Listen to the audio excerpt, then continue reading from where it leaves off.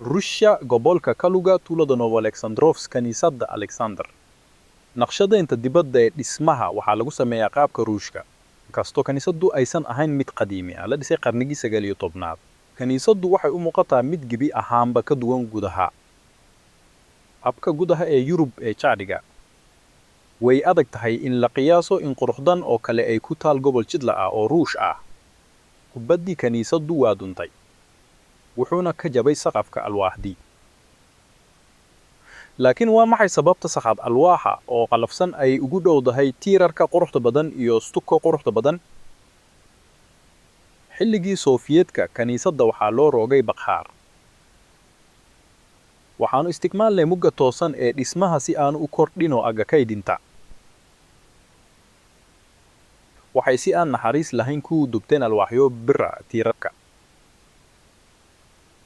sidan ayay aasaaska u dhigeen heerka labaad. dabaq alwaaxa oo qallafsan ayaa dusha la dhigay.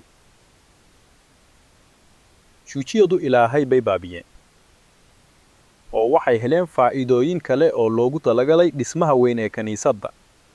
ilaaha qaadirka wax dhiba ma gelin, bakhaar ha jiro. laakiin waxaa jira faahfaahin xiiso leh. tani waa balakoon loogu talagalay kooxda heesashaasha, iyadoo jaranjaro alwaaxa. shuujiyadu ma aysan danka lahayn quruxda. dib malaha sida ay ugu dahay. waa inay noqotaa mid xoogan oo la isku halleyn karo. laakiin balakoonka kooxda heesta waxaa loo sameeyay si ka duwan. alwaaxyada taageerada waxay ku hoos jiraan looxyo alwaaxa oo hoostooda ah. dusha hoose waxaa lagu daboolay malaastaan oo rinji. waxaan isku daynay inaan sawirno qubbad caadi ah. inta kartidaada ah. qaybtan heerka labaad waxaa la sameeyay ka hor intii aanay shuuciyadu xukunka qabsan. waxaan isku daynay inaan balakoonka alwaax ku galno gudaha quruxda badan ee kaniisadda.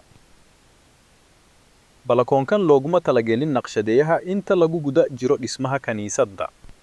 ilaahay ma qorshayn in uu balkoonka ka heeso. naqshadeeye ma naqshadayn balakoonka kooxda heesta.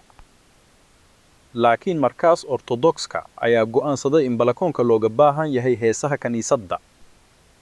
waa maxay sababta isbedeladan oo kale ay uga dhaxeen cibaadada kaniisadda? wadaadadu waxay sheegeen in cibaadadu ay wax yar iska bedeleen qarniyadii la soo dhaafay. laakiin waxaan aragnay in dhismaha kaniisadda loo dhisay ujeedo kale.